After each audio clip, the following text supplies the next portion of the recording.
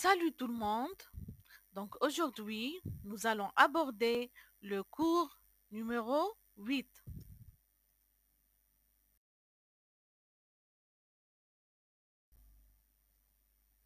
Alors, le cours d'aujourd'hui porte sur les politiques économiques.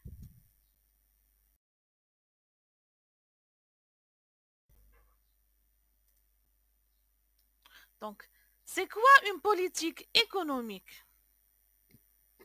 Définition. La politique économique est constituée de l'ensemble des décisions prises par les pouvoirs publics afin d'atteindre, au moyen de divers instruments, des objectifs concernant la situation économique d'un territoire donné, région, nation ou bien union monétaire. La politique budgétaire et la politique monétaire sont des politiques conjoncturelles qui agissent sur la demande globale, consommation et investissement, afin de réduire les écarts par rapport à l'équilibre. Alors que la politique budgétaire est menée par l'État, la politique monétaire est mise en œuvre par la Banque centrale.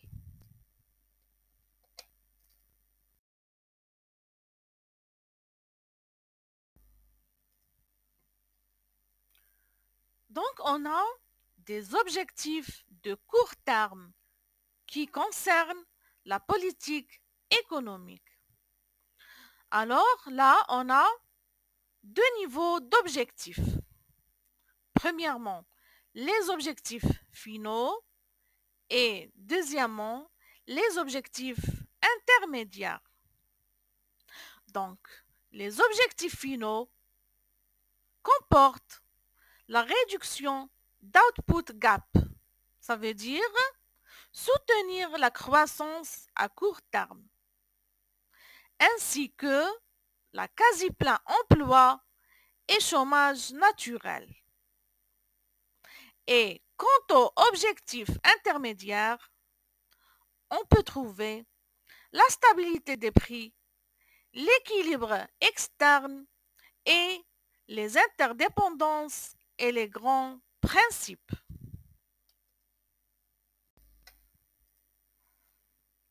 Donc, on sait que la politique économique regroupe l'ensemble des décisions prises par les pouvoirs publics en vue d'atteindre les objectifs économiques désignés, en mobilisant divers instruments réglementaires, monétaires ou budgétaires.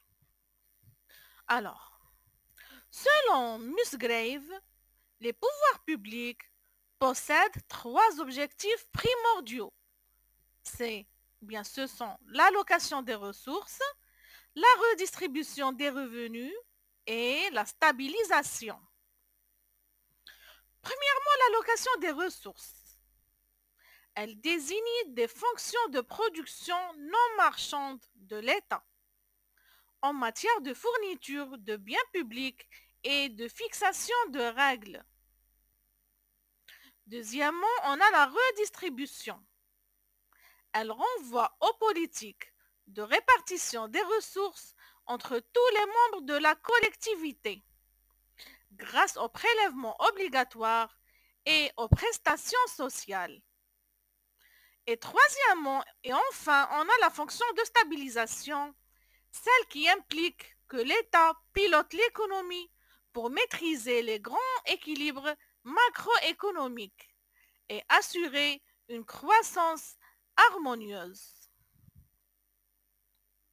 Donc ces trois objectifs sont mis en œuvre par la politique économique des États, qui s'appuie toujours sur une certaine vision de l'économie, entre le libéralisme et l'intervention d'inspiration keynésienne pour agir. Donc la politique économique consiste donc à assurer le meilleur état possible de l'économie en utilisant principalement les instruments budgétaires et monétaire. Donc, on peut distinguer habituellement deux types de politique économique. La politique conjoncturelle et la politique structurelle. Premièrement, la politique conjoncturelle.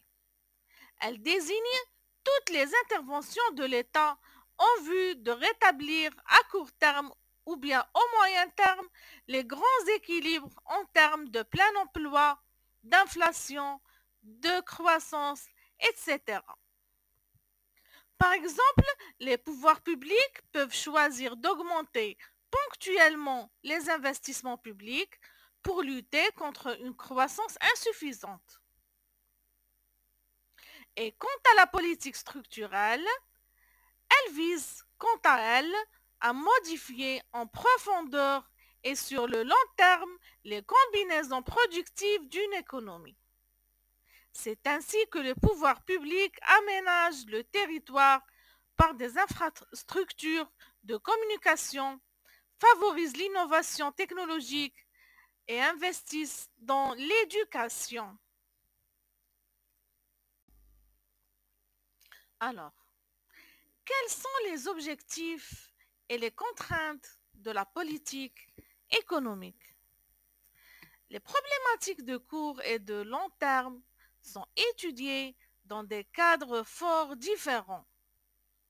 Les analyses de court terme sont étudiées dans des modèles statiques sans fondements comportementaux précis, alors que les équations mettent en relation les agrégats. Les modèles de long terme reposent sur les fondements comportementaux importants et sont explicitement dynamiques. Ils mettent en évidence l'évolution dans le temps des variables clés telles que le stock de capital physique ou bien le stock de capital humain, des nations bien sûr. Donc, quels sont les objectifs et les contraintes de court terme? Généralement, au court terme, la politique économique poursuit deux objectifs majeurs. Le maintien d'un taux de chômage faible et le maintien d'un taux d'inflation limité. Généralement, la politique monétaire sert à contrôler l'inflation, alors que la politique budgétaire ou bien la politique de contrôle des coûts salariaux sert à stabiliser le taux de chômage.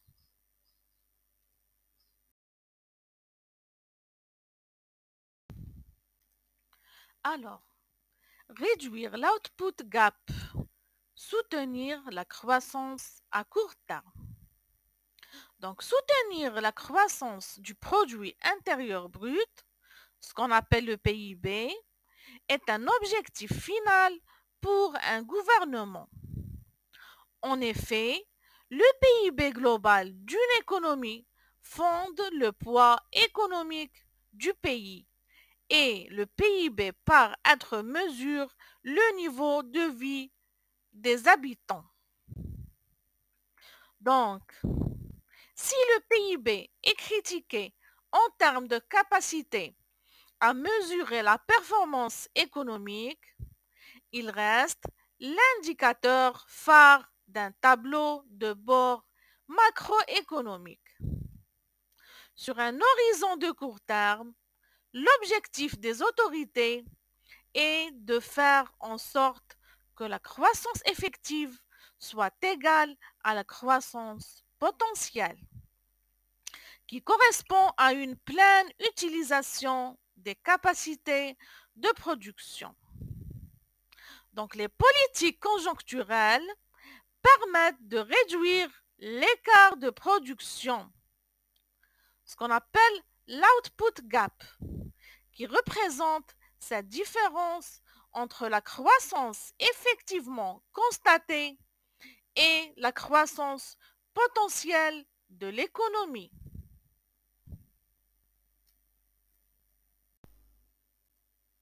À long terme, la politique économique poursuit également deux objectifs majeurs.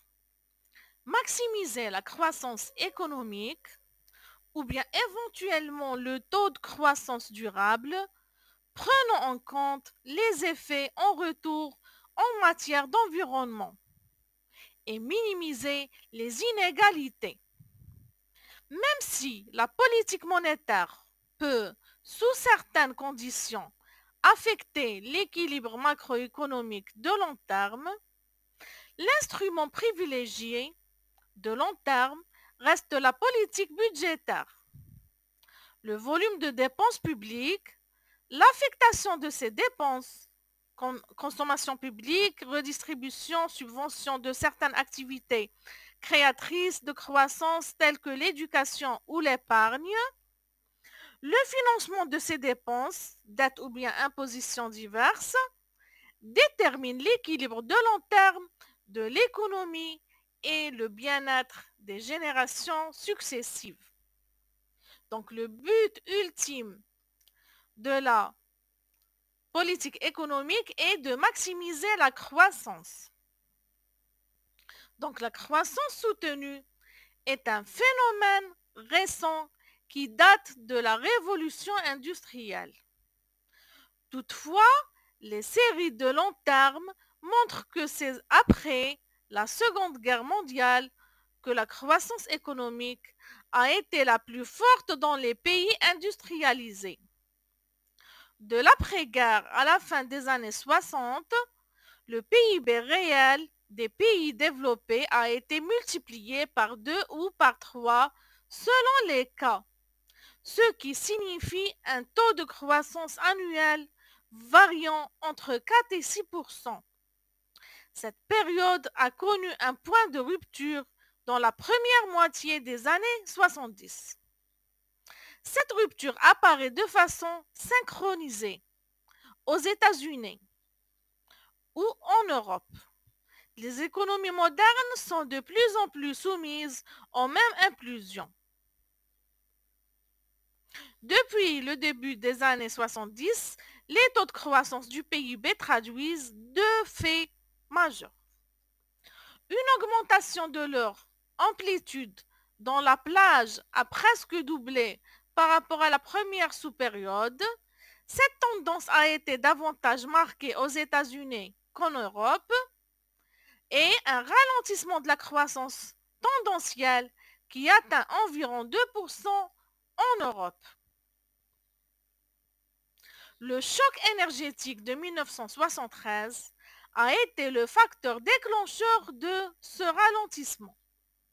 D'autres facteurs expliquent pourquoi la croissance actuelle ne peut égaler celle des années 50 et 60, période caractérisée par un boom démographique sans précédent et par la reconstruction des dégâts de la guerre. La croissance est un phénomène économique désirable lorsqu'elle s'effectue de façon durable, sans mettre en péril la situation financière ou environnementale des générations futures. Donc, les économistes s'interrogent massivement sur les sources de cette croissance, longtemps considérée comme exogène, et sur la manière dont l'État peut influer sur son niveau. Le rôle des infrastructures publiques, des dépenses de recherche et de développement, du capital humain ont été mis largement en évidence dans la littérature. Le but ultime, ou bien le deuxième but ultime de la politique économique est de minimiser les inégalités et réaliser l'équité sociale. Donc, c'est quoi la minimisation des inégalités? C'est un fait majeur de ces 10 à 20 dernières années et la montée des inégalités dans la distribution des revenus. Une étude récente de l'OCDE montre que ce phénomène touche la grande majorité des pays industrialisés. Les inégalités se sont tout d'abord accrues aux États-Unis à partir des années 70, avant d'augmenter de façon substantielle en Australie et aux Royaumes-Unis dès les années 80. Le phénomène se généralise en Europe à partir de la fin des années 80 et dans les pays nordiques au début des années 90. Dans tous les pays examinés, c'est chez les actifs et principalement chez les actifs jeunes, en dessous de 30 ans, que la situation s'est détériorée. Les ménages avec les enfants, en particulier les familles monoparentales, sont également davantage concernés. À l'opposé, la position des personnes âgées s'est améliorée dans la plupart des pays. Pour comprendre les sources de ces tendances, il est utile de décomposer le revenu disponible en 4 éléments distincts. Les revenus salariaux, mesurant les revenus bruts des salariés, mais hors cotisation patronale à la sécurité sociale.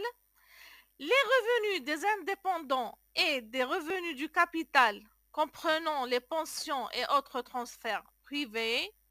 Les transferts publics, incluant les transferts de sécurité sociale et autres minima garantis. Les impôts directs et cotisations personnelles. Il est excessivement compliqué de situer l'évolution récente des inégalités dans une perspective de très long terme. Les données manquent ou concernent des fractions limitées de la population. L'économiste Piketty propose toutefois une estimation de l'évolution des inégalités entre 1915 et 1998 à partir des données de l'administration fiscale qui perçoit l'impôt sur le revenu. La variable retenue est la part du décile supérieur dans le revenu total, par équivalent à 16% dans notre exemple. Son analyse nous montre que la montée récente des inégalités est sans commune mesure avec les valeurs observées en début de siècle ou dans les années 60, pourtant appelées les Golden 60. On constate aussi que la baisse d'inégalité la plus importante est celle qui a suivi la crise des années 30. Le crash boursier a eu pour conséquence d'éroder les revenus du capital et d'appauvrir les capitalistes qui n'ont pas pu par la suite retrouver leur richesse. Dans la plupart des pays européens, la montée des inégalités traduit deux effets majeurs. Premièrement, on observe une polarisation des opportunités d'emploi. Le nombre de ménages sans emploi a augmenté alors que le nombre de ménages cumulant plusieurs emplois s'accroît. Ensuite, les écarts de salaire entre les emplois se sont élevés. Globalement, ces deux effets ont fortement touché la population en dessous de 30 ans. Quant aux autres revenus primaires, revenus des indépendants et du capital, leur distribution a été plus uniforme, mais ils représentent une proportion plus faible du revenu total. Donc, les inégalités salariales sont fortement liées à l'évolution de la demande de travail, de plus en plus orientée vers les qualifications élevées. La demande s'adresse aux travailleurs peu qualifiés et en baisse continue.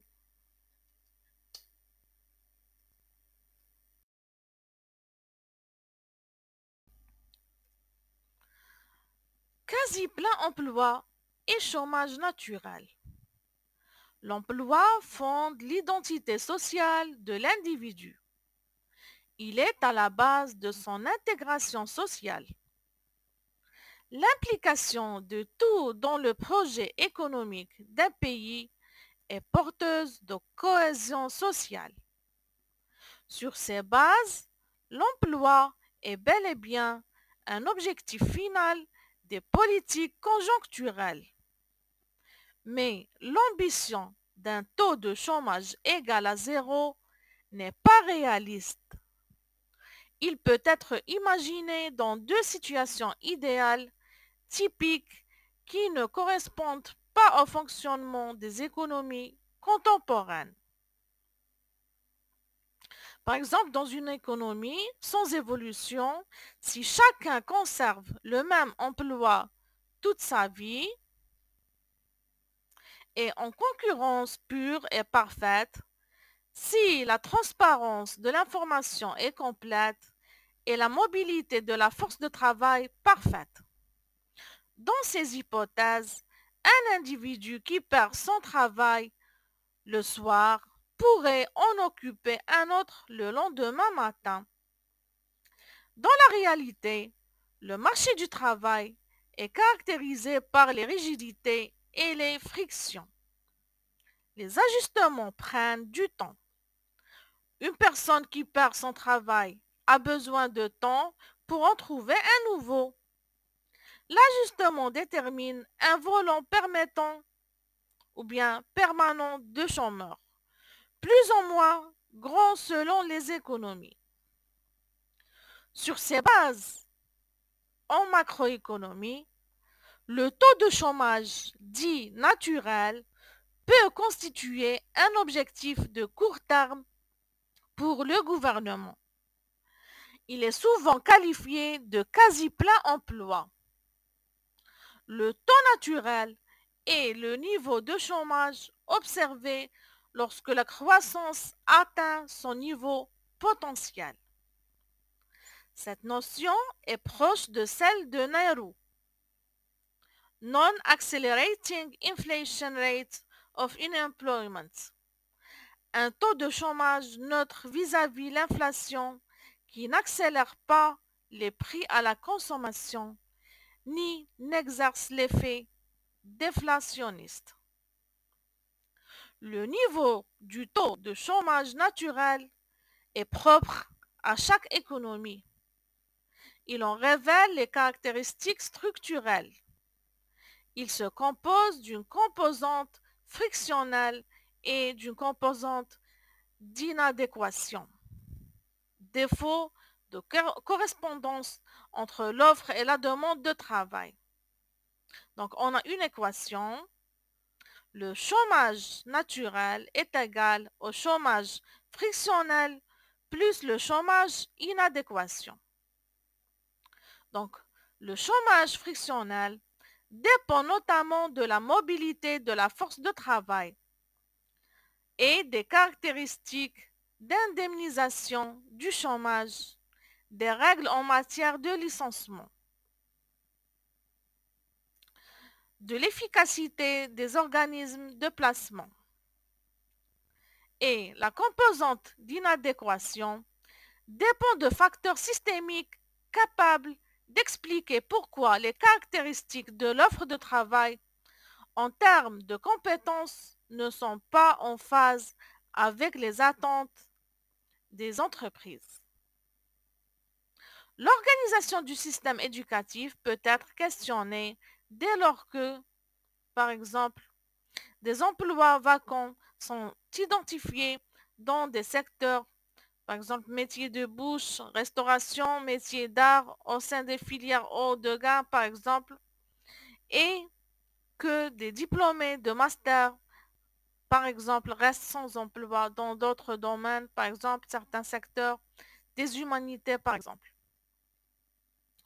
Alors, à court terme, par les politiques conjoncturelles de soutien de la demande, l'objectif est de rapprocher le taux de chômage vers son taux naturel, en réduisant l'output gap à néant. Les gouvernements combattent la composante conjoncturelle du chômage. Donc, une économie n'est pas condamnée à subir un taux naturel élevé sur la longue durée. Elle peut, par des politiques structurelles, le diminuer. En améliorant la mobilité des travailleurs, faire évoluer les organismes de placement et transformer le système éducatif, par exemple. Le contrôle du taux de chômage. Les tensions qui s'exercent sur le marché du travail s'expriment par les variations du taux de chômage et sont étroitement liées au fonctionnement du marché des biens et services. S'il est vrai que les mesures du taux de chômage posent de sérieux problèmes de comparaison dans le temps et dans l'espace, l'évolution des indicateurs de sous-emploi depuis le milieu des années 60 traduit une montée progressive par palier des taux de chômage jusqu'au milieu des années 80. Le premier palier a été franchi au lendemain du premier choc pétrolier de 73. Le second palier a été franchi au début des années 80 à la suite des politiques de désinflation compétitive. Ces périodes de montée du chômage correspondent généralement aux périodes de croissance faible. La loi d'Occam met d'ailleurs en évidence le lien empirique étroit entre l'évolution du taux de chômage et le taux de croissance du PNB. Alors là, il faut faire attention, le PNB et pas le PIB, le produit national brut. Donc la reprise de la croissance depuis le milieu des années 80 a permis d'infléchir la tendance croissante, mais n'a pas suffi à ramener le taux de chômage européen. Contrairement aux États-Unis à son niveau du début des années 70. Donc les causes traditionnelles du chômage sont évidentes, telles que la faiblesse de la demande, souvent liée à un déficit de compétitivité, importance des coûts salariaux qui sont liés aux salaires négociés par les syndicats et aux charges patronales qui pèsent sur le facteur travail. En cas de faiblesse de la demande, les pouvoirs publics peuvent soutenir la demande en injectant des dépenses dans l'économie. Si les coûts augmentent, ils peuvent modifier les charges fiscales et parafiscales ou bien subventionner l'emploi. À plus long terme, le chômage dépend essentiellement du comportement des wagesters, principalement les syndicats et les patronats qui négocient le salaire effectif.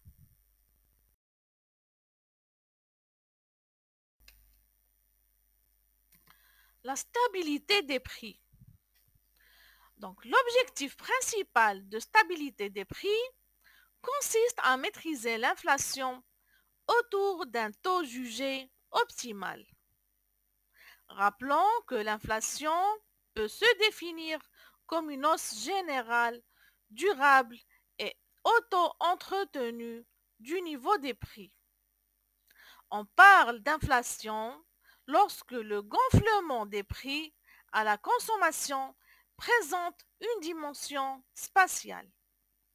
Il concerne l'ensemble des prix temporels qui est à l'œuvre sur plusieurs périodes et mécanique. La hausse des prix est alimentée par une indexation salariale. La stabilité des prix est censée créer le meilleur environnement pour le développement de l'activité. En effet, même anticipée, l'inflation a des coûts. Si certains sont négligeables, par exemple coût de menu, coût d'étiquette, modification des prix affichés par les commerçants, etc., d'autres peuvent grandement freiner la croissance, notamment dans un contexte de forte ouverture internationale. Donc, si l'inflation est forte, de l'ordre de plusieurs dizaines de pourcentages par an, les prix deviennent un vecteur d'information bruité.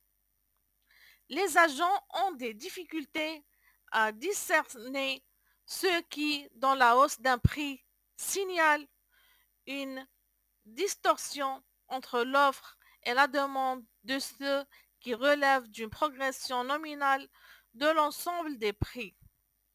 L'incertitude grandit, il devient de plus en plus difficile de faire des projections. Au niveau commercial, le pays qui réalise plus d'inflation que ses partenaires commerciaux perd de la compétitivité prix.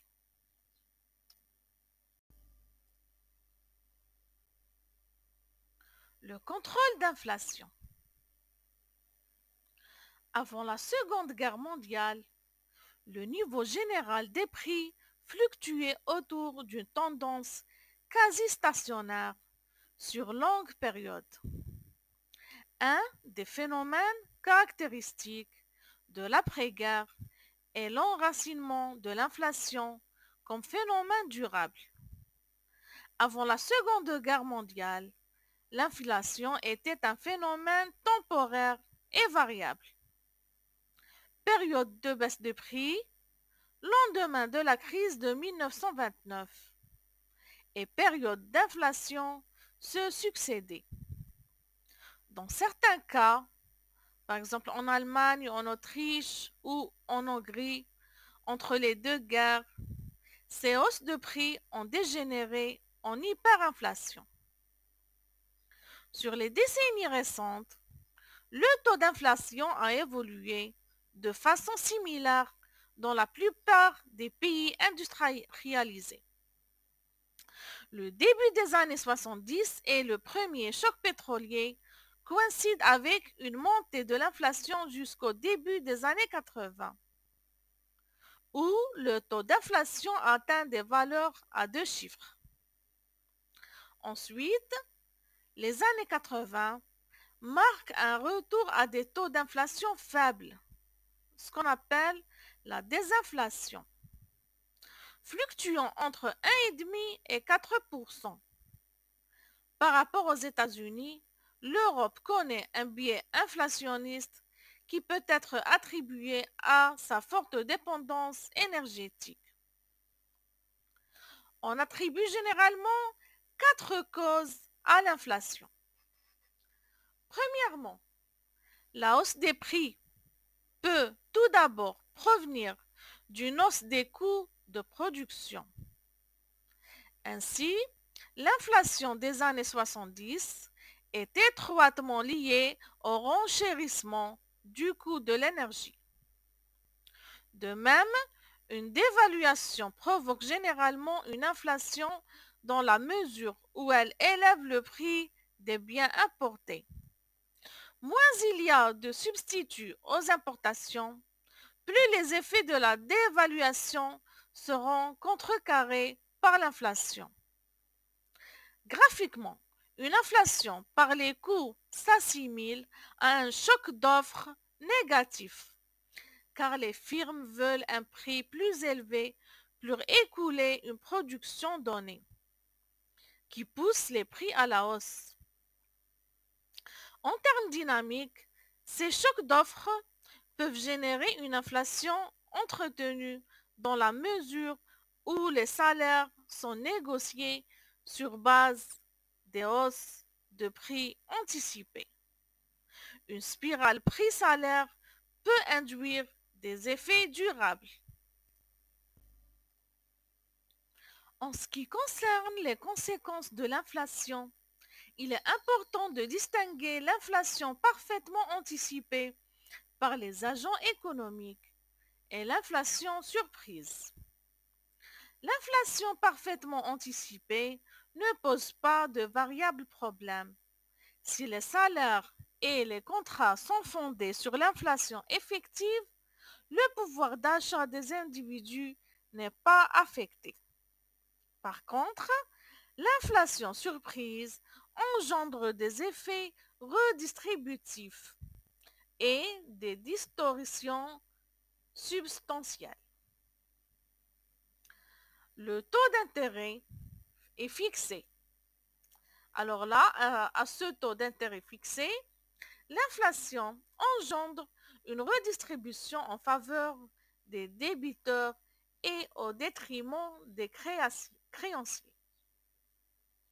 Mais en cas d'indexation imparfaite des salaires, l'inflation réduit le pouvoir d'achat des salariés.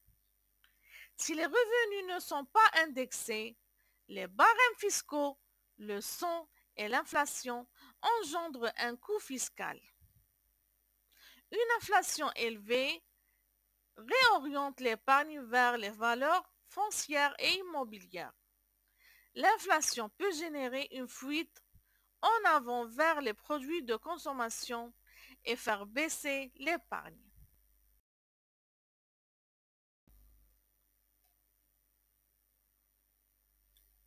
Le carré magique ou bien le carré de Nicolas Kaldor. C'est l'économiste britannique Nicolas Kaldor, 1908-1986, qui est à l'origine de cette théorie. Le carré magique est une représentation graphique de la santé économique d'un pays. Ce graphique présente les 4 grands objectifs de la politique économique conjoncturelle d'un pays que sont la croissance, le plein emploi des facteurs de production, l'équilibre extérieur de la balance commerciale et la stabilité des prix. Donc Kaldor donnera pour objectif aux politiques conjoncturelles d'élargir au maximum la surface de ce quadrilatère pour atteindre le carré magique, lequel correspond à une situation de plein emploi, de stabilité des prix, de croissance forte et d'un solde commercial excédentaire.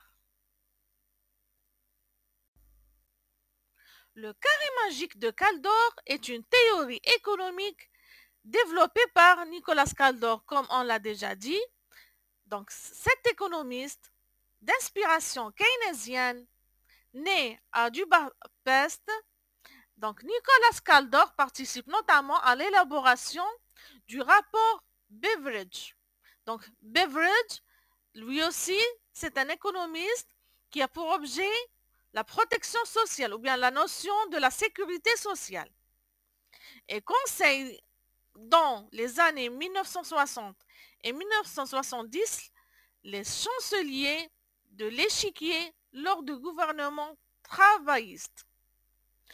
Ce quadrilatère pour sommer les 4 objectifs de la politique économique d'un État: le taux de croissance, le solde de la balance commerciale, le taux d'inflation et le taux de chômage. En reliant les 4 points situés sur chacun des axes, on obtient un quadrilatère. Plus la surface de celui-ci est grande, plus la santé économique du pays considérée est importante. Donc, précision importante néanmoins, les échelles du taux d'inflation et du taux de chômage doivent être inversées. Les objectifs étant à atteindre 0% sur chacun de ces axes. Donc, ci-dessous, un exemple avec une croissance de 5%, une balance commerciale positive de 3%, une inflation de 2% et un chômage à 10%. Donc, ce carré est qualifié de magique car selon Kaldor, il est impossible de réaliser ces 4 objectifs simultanément. En effet, par exemple, selon la courbe de Phillips, il n'est pas possible d'avoir en même temps un taux de chômage et un taux d'inflation faible, ces 2 attributs étant négativement corrélés. Ces approches ont pu différer selon les époques et les pays. Durant les 30 glorieuses, par exemple, l'objectif principal était de maintenir une inflation basse. Alors, la croissance et l'emploi étaient les principaux objectifs. Ces théories keynésiennes ont néanmoins été largement critiquées à partir des années 1960 par les monétaristes de l'école de Chicago. Donc, qu'est-ce que le carré magique de Kaldor? Le carré magique de Kaldor est un outil d'analyse et de pilotage de la politique économique d'un État. Chacune de ces 4 composantes est une donnée fondamentale représentative de la santé économique du pays. Donc, cette figure géométrique offre ainsi un aperçu clair, visuel et complet de sa situation structurelle et conjoncturelle d'une zone économique. Alors, les 4 angles d'une politique économique parfaite. Pour tracer ce carré magique, il s'agit de prendre en compte 4 facteurs essentiels. Donc, ces 4 facteurs qu'on a déjà dit représentent chacun un plan de la macroéconomie et ont leur propre unité de mesure. Donc, ils s'étendent sur un graphique dans 4 directions opposées suivant l'axe des abscisses et l'axe des ordonnées. On commence par la croissance économique. Donc, en positif sur l'axe des ordonnées se trouve la croissance économique. Elle représente la variation positive d'une production de biens et de services sur une période donnée et s'exprime en pourcentage du PIB, le produit intérieur brut. Deuxièmement, on a la stabilité des prix. De l'autre côté, en négatif, sur l'axe des ordonnées, se trouve la stabilité des prix exprimée par le taux d'inflation. Donc ce dernier s'étend ici par convention entre 0%, c'est la valeur jugée idéale, et 10%, affaiblissement significatif du pouvoir d'achat. Troisièmement, on a l'équilibre extérieur de la balance commerciale. Donc le solde commercial apparaît en positif sur l'axe des abscisses. C'est le résultat du commerce extérieur, soit la différence entre les exportations et les importations. Donc plus cet équilibre est positif, plus la valeur monétaire des exportations est élevée, ce qui représente l'idéal du carré magique de Kaldor. Et quatrièmement, on a le plein emploi des facteurs de production. Enfin, le dernier paramètre à prendre en compte est le taux de chômage.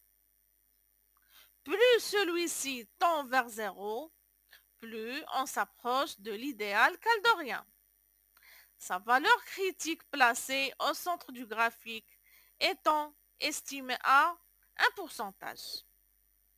Même si certaines valeurs choisies pour exprimer et jauger ces 4 variables peuvent sembler arbitraires, l'apport d'une représente cette théorie économique et tout autre. Bien que ce carré magique ne soit peut-être pas toujours parfaitement tracé, il propose néanmoins une valeur de référence, tout en restant un idéal macroéconomique impossible à atteindre.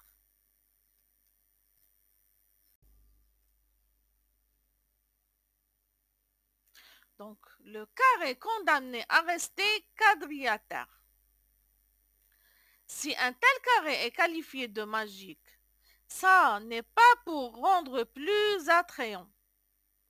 Il est nommé ainsi car il représente bel et bien un idéal économique inatteignable. Chacune des 4 variables qui le composent sont en fait toutes interconnectées. Certaines de ces relations entre variables sont positives, comme les 3 premiers points ci-dessous. Mais d'autres sont en revanche contradictoires, comme les 3 derniers points ci-dessous. Quant à la croissance et plein emploi, une croissance forte implique une consommation en expansion. Des moyens de plus en plus lourds sont donc nécessaires pour assurer une production à la hauteur de la demande. Parmi ces moyens se trouve évidemment la main-d'œuvre. La croissance est donc indirectement liée au plein emploi. Concernant le commerce extérieur et la croissance, l'exportation de marchandises induit des entrées de devises. Celles-ci viennent alimenter les entreprises qui voient leur capacité de production s'améliorer. Il y a donc une production de richesse qui vient relancer la croissance grâce au commerce extérieur.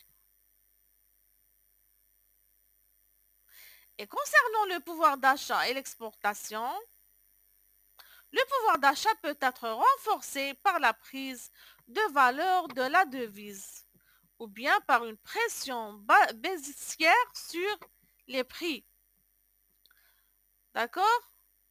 Donc, dans cette seconde situation, les marchandises sont financièrement plus accessibles et donc plus faciles à exporter. La balance commerciale s'améliore. Au regard de ces trois premières relations, tout porterait à croire ou bien à croire que de bons résultats dans un seul pan de l'économie feraient boule de neige. Donc, c'est quoi la notion de boule de neige? C'est l'accumulation de la dette publique. Et pourtant, face à cette logique, vient s'opposer les trois paradoxes suivants. Ceux-ci justifient à eux seuls de l'impossibilité pour un État d'atteindre le carré magique de Caldor. Donc, quant au plein emploi et inflation, en situation de plein emploi, la masse salariale pèse trop lourd pour les entreprises les plus fragiles. Donc, dans une telle situation, les prix augmentent sur le marché afin de compenser ces charges difficilement gérables. Donc, une situation économiquement positive de plein emploi déclenche ainsi un phénomène d'inflation. Donc, quelle est la relation entre croissance et inflation? Tout aussi naturellement, lorsque la croissance d'un État est forte, le pouvoir d'achat de la population grimpe en flèche. Cela représente donc une opportunité de bénéfices plus important pour l'offre, qui peut alors faire grimper ses prix, abaissant du même coup la valeur relative de la monnaie sur le marché de la demande. Donc la croissance est alors à l'origine d'une perte de valeur de la devise. Et quelle est la relation entre croissance et importation? La demande est toujours plus importante et exigeante pendant une période de forte croissance. Pour y répondre, les producteurs de biens et de services s'approvisionnent en marchandises, en services et en technologies nouvelles. Sans cela, il leur est en effet impossible de se démarquer de la concurrence sur le marché. Donc ce phénomène relance l'importation, contrebalançant ainsi avec les exportations. L'équilibre extérieur de la balance commerciale s'affaisse. En y prêtant davantage attention, il est aisé de comprendre que plusieurs flux circulent entre chacun de ces quatre facteurs de développement économique. Si certains d'entre eux se renforcent et déclenchent une spirale vertueuse pour l'État, d'autres au contraire se nuisent l'un l'autre. C'est ce second cas qui permet d'affirmer que le carré magique de Caldor reste un objectif inspirant certes, mais inatteignable.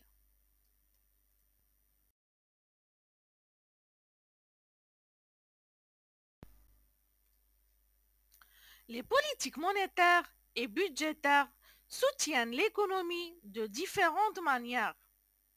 Les politiques monétaires et budgétaires sont deux outils importants pour préserver la bonne santé de l'économie. Toutes deux influencent l'économie, mais différemment. La politique monétaire consiste à maintenir la stabilité des prix des biens et des services que nous achetons. Il revient à la Banque centrale de veiller à ce que l'inflation, autrement dit le taux global de variation des prix des biens et services, reste faible, stable et paisible. La politique budgétaire fait, quant à elle, référence aux décisions économiques prises par les pouvoirs publics. Ceux-ci peuvent par exemple décider le montant de leurs dépenses consacrées aux services publics, au soutien de l'économie et à la réduction des inégalités. Ils peuvent obtenir des ressources par le biais d'impôts et taxes ou d'emprunts sur les marchés financiers.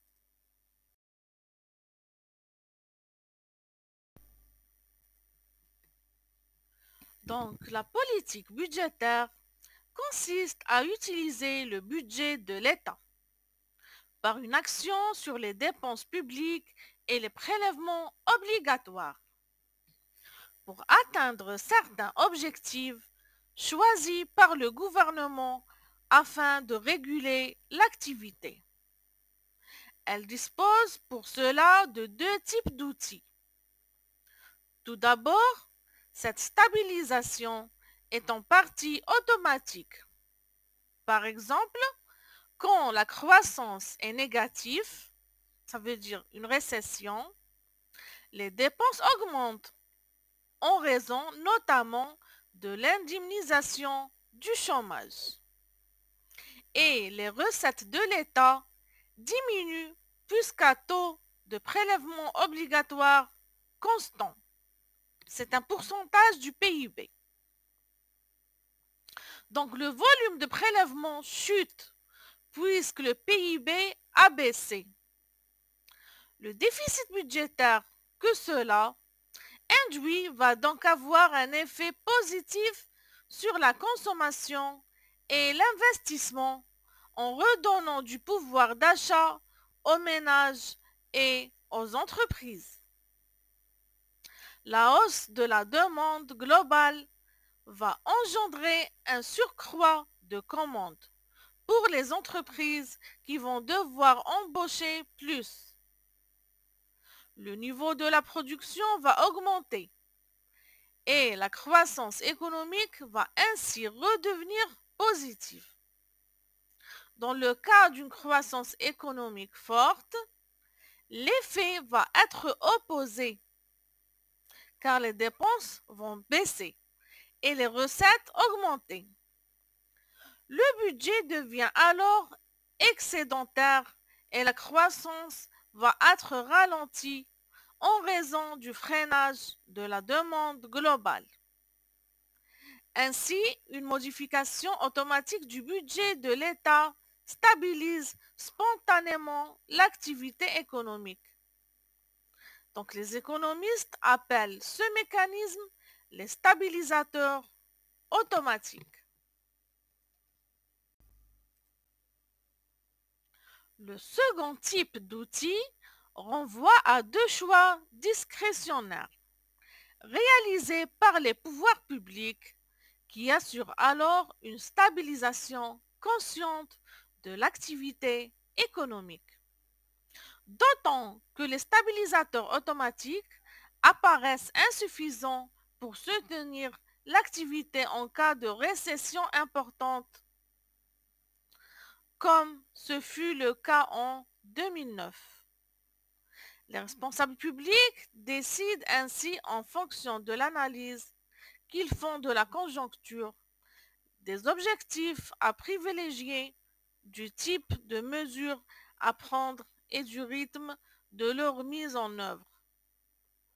Alors l'État peut ainsi décider de tolérer un déficit public lorsque les dépenses sont supérieures aux recettes pour relancer l'économie et lutter contre le chômage. Donc il peut alors augmenter les dépenses publiques et ou diminuer les prélèvements obligatoires. Ainsi, lorsque l'activité économique ralentit, les politiques budgétaires dites de relance visent à accroître la demande globale afin de stimuler la production et l'emploi. On parle alors de politique contracyclique.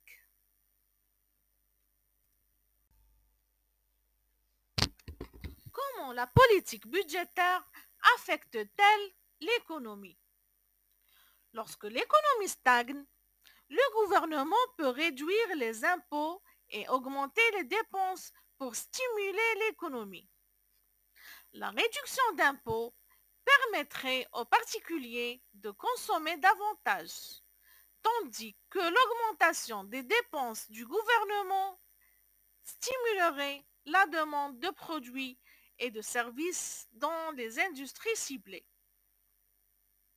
À terme, les entreprises bénéficieraient de bénéfices nets plus élevés qu'elles pourraient utiliser pour augmenter la production, employer plus de travailleurs et investir dans l'expansion de leurs activités.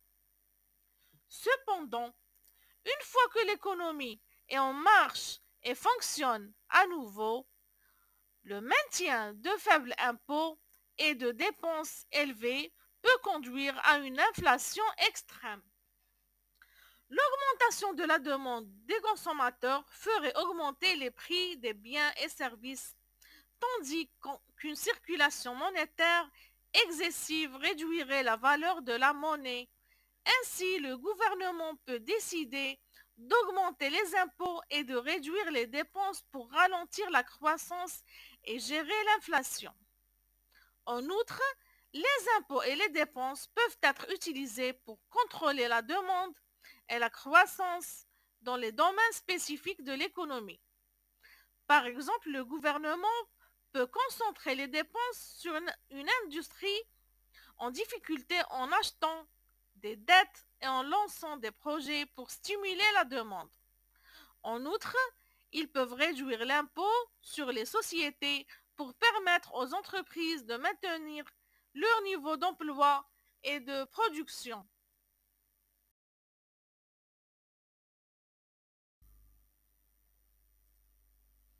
La politique monétaire. C'est un autre instrument qui peut être choisi à la place ou en complément. Alors là, on parle de la policy mix, de la politique budgétaire pour agir sur la conjoncture. La politique monétaire est décidée par la Banque centrale, généralement indépendante du pouvoir politique, dont la mission est de réguler finement la quantité de monnaie en circulation dans l'économie, ce qu'on appelle la masse monétaire. Donc, plus la quantité de monnaie centrale est abondante, plus les banques de second rang vont avoir la possibilité de créer beaucoup de monnaie. Et inversement, quand la banque centrale en restreint l'émission, celle-ci doit fournir des liquidités nécessaires au bon fonctionnement et à la croissance de l'économie, tout en veillant à la stabilité de la monnaie. Donc, grâce au taux d'intérêt directeur, elle exerce une influence sur les taux d'intérêt des banques commerciales et par le biais sur le coût de crédit aux ménages et aux entreprises. Donc, si le taux directeur baisse, les taux d'intérêt baissent aussi et les ménages et les entreprises vont en principe emprunter plus auprès de leur banque en raison de la baisse du coût du crédit, ce qui contribue à la création monétaire.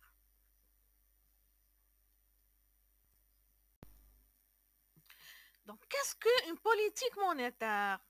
La politique monétaire est créée par la Banque centrale d'un pays comme guide pour régir la valeur de la monnaie nationale. Donc, la Banque centrale contrôle la demande et l'offre dans le but d'atteindre des objectifs macroéconomiques conjointement avec la politique budgétaire et de maintenir les taux de change par rapport aux devises. Donc, on a quelques notions de base. On a le taux d'intérêt, les opérations open market, les exigences de réserve et les annonces publiques. On commence par le taux d'intérêt. Donc, le pourcentage de commission de base lors des prêts aux autres banques fixe le coût d'achat de la monnaie nationale autant que produit et détermine le taux d'intérêt minimum de les banques facturent, accordent à leurs clients. On a aussi les opérations d'open market. Ce sont les programmes de transactions de dette avec d'autres banques. Peut-être un assouplissement quantitatif, injecter de l'argent dans l'économie en imprimant de l'argent et acheter les dettes. Ou en ressortant quantitatif, retirer de l'argent de l'économie en vendant des dettes et en économisant de l'argent. On a aussi les exigences de réserve. Donc, le nombre de fonds que les banques doivent conserver pour garantir que les clients s'acquitteront de leur engagement influence le montant du capital que les banques peuvent utiliser pour offrir des prêts ou acheter des actifs. On a aussi les annonces publiques. Les conférences de presse organisées par les banques centrales ont également une influence sur l'offre et la demande car elles visent à gérer la perception des investisseurs, permet à la banque de contrôler la demande et l'offre sans apporter de modifications réelles à la politique. On a trois types de politique monétaire. Politique monétaire expansionniste, politique monétaire contractuelle et politique monétaire non conventionnelle. Donc, c'est quoi la politique monétaire expansionniste? Elle est adoptée pour stimuler la croissance économique en améliorant la masse monétaire grâce à des baisses de taux d'intérêt, un assouplissement quantitatif ou une baisse des réserves obligatoires. Deuxièmement, politique monétaire contractuelle. Elle est adoptée pour ralentir la croissance économique en réduisant la masse monétaire par le biais de hausses de taux d'intérêt, de resserrement quantitatif ou de réserves obligatoires plus élevées. Et la politique monétaire non conventionnelle, elle est adoptée pendant les crises économiques pour contrôler le chaos en utilisant simultanément les taux d'intérêt, les opérations d'open market et les réserves obligatoires.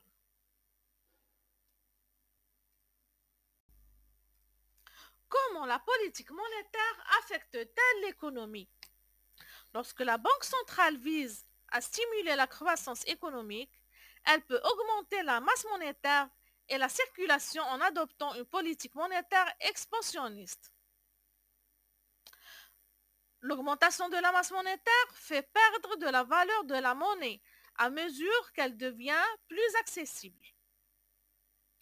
Une baisse de taux d'intérêt permettrait aux entreprises et aux particuliers de prêter à des conditions plus avantageuses et de continuer à dépenser. Cela rendrait également les retours sur investissement moins rentables et encourager les investisseurs à orienter leurs capitaux d'épargne vers l'activité économique. Un programme d'assouplissement quantitatif injecterait de l'argent dans l'économie en imprimant de l'argent frais pour acheter des dettes auprès d'autres banques et leur fournir plus de capital à prêter à leurs clients. En outre, la baisse des réserves obligatoires des banques leur permettrait d'utiliser de plus grandes parties de leur capital réservé pour accorder des prêts ou acheter des actifs ou bien des dettes. Cependant, si l'économie s'est trop développée, la Banque centrale pourrait viser à ralentir la croissance en adoptant une politique monétaire contractuelle pour diminuer la masse monétaire. Par conséquent, la monnaie deviendrait moins accessible et gagnerait en valeur. La hausse des taux d'intérêt rendrait les prêts plus coûteux et découragerait les entreprises et les particuliers de contracter des prêts. Les investisseurs seraient attirés à engager leur capital circulant dans les placements à intérêt. Le resserrement quantitatif peut en outre retirer de l'argent à l'économie en vendant les dettes à d'autres banques et en économisant l'argent collecté. Donc la Banque centrale peut également augmenter les réserves obligatoires des banques, ce qui leur ferait moins de capitaux à prêter et agirait de manière plus sélective au moment de choisir qui prêter.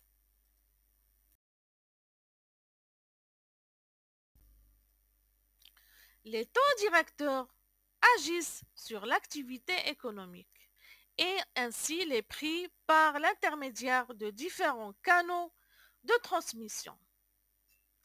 Alors, en baissant son principal taux directeur, la Banque centrale facilite le refinancement des banques de second rang. Celles-ci vont répercuter la baisse sur les taux d'intérêt qu'elles proposent aux ménages et aux entreprises, ce qu'on appelle les canal des taux d'intérêt. Ces derniers vont s'endetter plus facilement via le crédit afin de consommer et d'investir davantage. La baisse du taux directeur se répercute aussi sur les taux d'intérêt des obligations, ce qu'on appelle canal des prix d'actifs. Alors les agents économiques vont préférer orienter leur épargne vers les actions, ce qui va faire s'élever leur prix. Alors là, la valeur des portefeuilles en actions va augmenter, rendant leurs détenteurs potentiellement plus riches, ce qui va les inciter à plus consommer. Enfin, en s'engageant de manière claire et crédible, la Banque centrale réduit l'incertitude des agents économiques quant aux variations de son taux directeur, ce qu'on appelle le canal des anticipations. Cela influence immédiatement leurs décisions en matière d'investissement et de consommation. Alors, on en déduit que la variation du taux directeur agit donc directement sur la demande globale via ces trois différents canaux.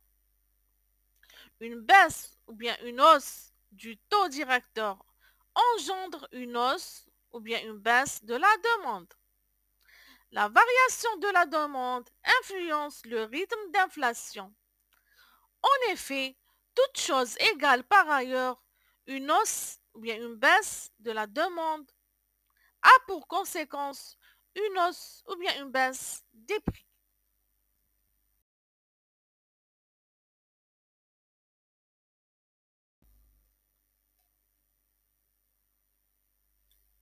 Le carré magique ou bien le carré de Nicolas Kaldor.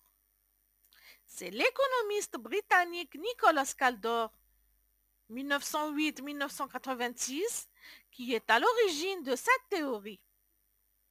Le carré magique est une représentation graphique de la santé économique d'un pays.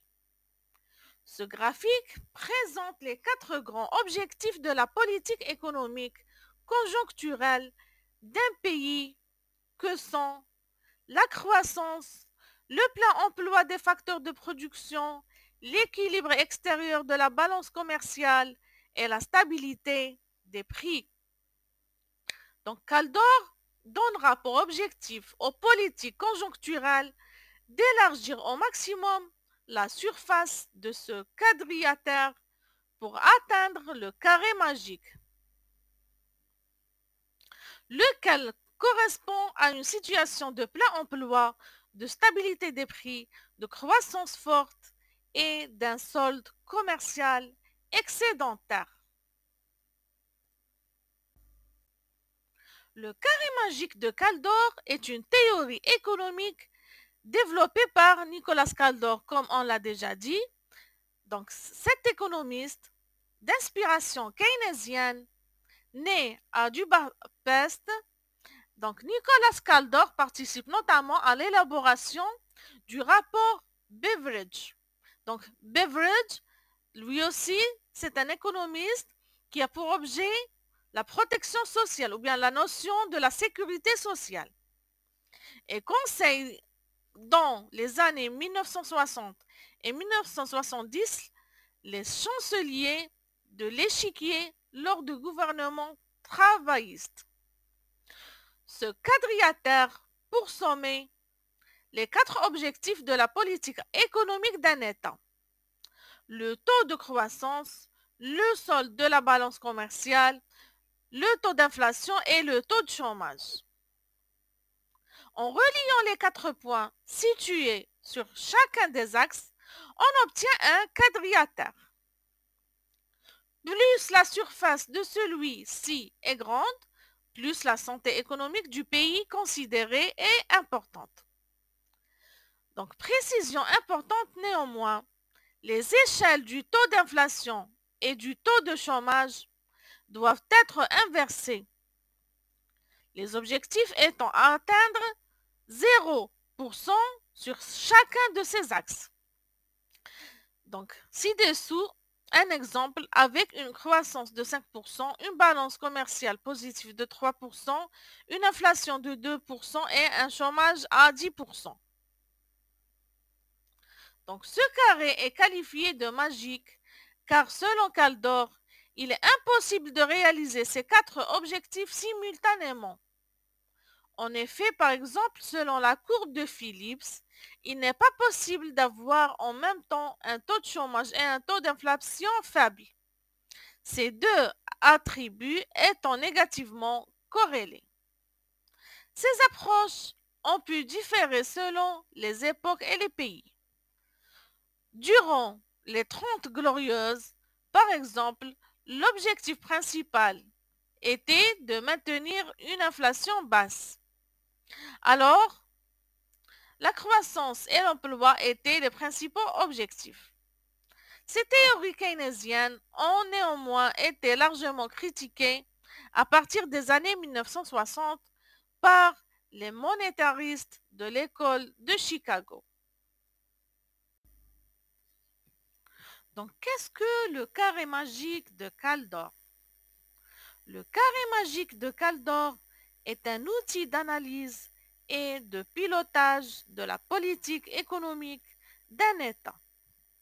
Chacune de ces 4 composantes est une donnée fondamentale représentative de la santé économique du pays.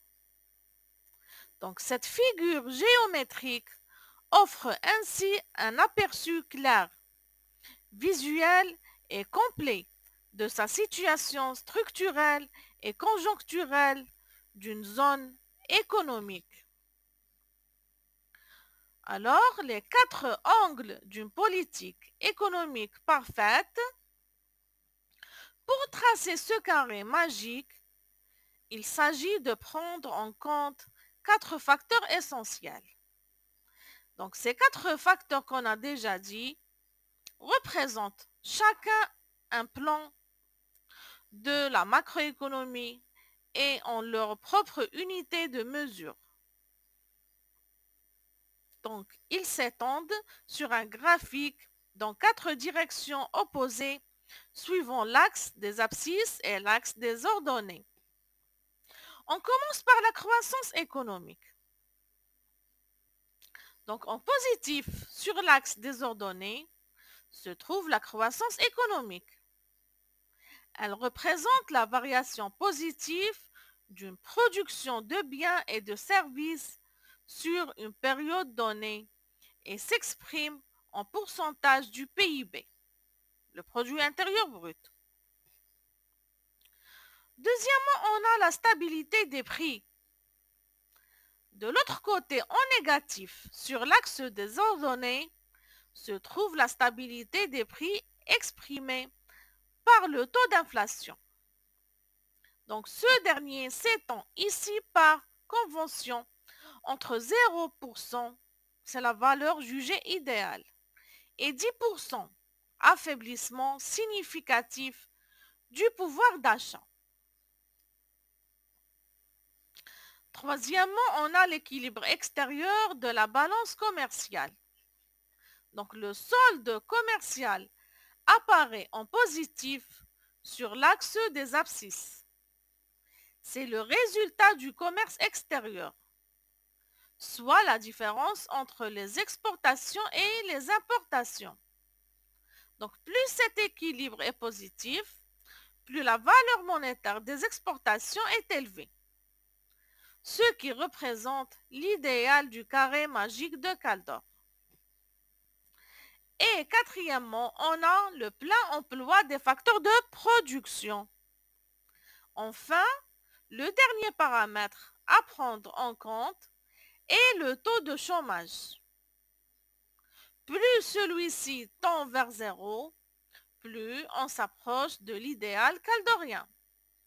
Sa valeur critique placée au centre du graphique étant estimée à un pourcentage. Même si certaines valeurs choisies pour exprimer et jauger ces quatre variables peuvent sembler arbitraires, l'apport d'une représente cette théorie économique est tout autre.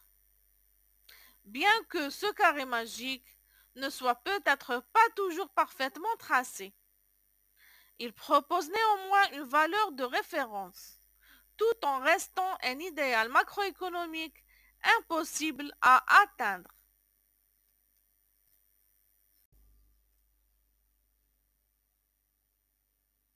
Donc, le carré est condamné à rester quadrilatère. Si un tel carré est qualifié de magique, ça n'est pas pour rendre plus attrayant. Il est nommé ainsi car il représente bel et bien un idéal économique inatteignable. Chacune des quatre variables qui le composent sont en fait toutes interconnectées. Certaines de ces relations entre variables sont positives, comme les trois premiers points ci-dessous. Mais d'autres sont en revanche contradictoires, comme les trois derniers points ci-dessous. Quant à la croissance et plein emploi, une croissance forte implique une consommation en expansion. Des moyens de plus en plus lourds sont donc nécessaires pour assurer une production à la hauteur de la demande. Parmi ces moyens se trouve évidemment la main-d'œuvre. La croissance est donc indirectement liée au plein emploi. Concernant le commerce extérieur et la croissance, l'exportation de marchandises induit des entrées de devises. Celles-ci viennent alimenter les entreprises qui voient leur capacité de production s'améliorer. Il y a donc une production de richesse qui vient relancer la croissance grâce au commerce extérieur. Et concernant le pouvoir d'achat et l'exportation, le pouvoir d'achat peut être renforcé par la prise de valeur de la devise ou bien par une pression baissière sur les prix. D'accord? Donc, dans cette seconde situation, les marchandises sont financièrement plus accessibles et donc plus faciles à exporter. La balance commerciale s'améliore. Au regard de ces trois premières relations, tout porterait à croire ou bien à croire que de bons résultats dans un seul pan de l'économie feraient boule de neige. Donc, c'est quoi la notion de boule de neige? C'est l'accumulation de la dette publique. Et pourtant, face à cette logique, vient s'opposer les trois paradoxes suivants. Ceux-ci justifient à eux seuls de l'impossibilité pour un État d'atteindre le carré magique de Caldor. Donc, quant au plein emploi et inflation, en situation de plein emploi, la masse salariale pèse trop lourd pour les entreprises les plus fragiles. Donc, dans une telle situation, les prix augmentent sur le marché afin de compenser ces charges difficilement gérables. Donc, une situation économiquement positive de plein emploi déclenche ainsi un phénomène d'inflation. Donc, quelle est la relation entre croissance et inflation? Tout aussi naturellement, lorsque la croissance d'un État est forte, le pouvoir d'achat de la population grimpe en flèche. Cela représente donc une opportunité de bénéfices plus important pour l'offre, qui peut alors faire grimper ses prix. abaissant du même coup la valeur relative de la monnaie sur le marché de la demande. Donc la croissance est alors à l'origine d'une perte de valeur de la devise. Et quelle est la relation entre croissance et importation? La demande est toujours plus importante et exigeante pendant une période de forte croissance. Pour y répondre, les producteurs de biens et de services s'approvisionnent en marchandises, en services et en technologies nouvelles. Sans cela, il leur est en effet impossible de se démarquer de la concurrence sur le marché. Donc ce phénomène relance l'importation, contrebalançant ainsi avec les exportations. L'équilibre extérieur de la balance commerciale s'affaisse. En y prêtant davantage attention, il est aisé de comprendre que plusieurs flux circulent entre chacun de ces quatre facteurs de développement économique. Si certains d'entre eux se renforcent et déclenchent une spirale vertueuse pour l'État, d'autres au contraire se nuisent l'un l'autre.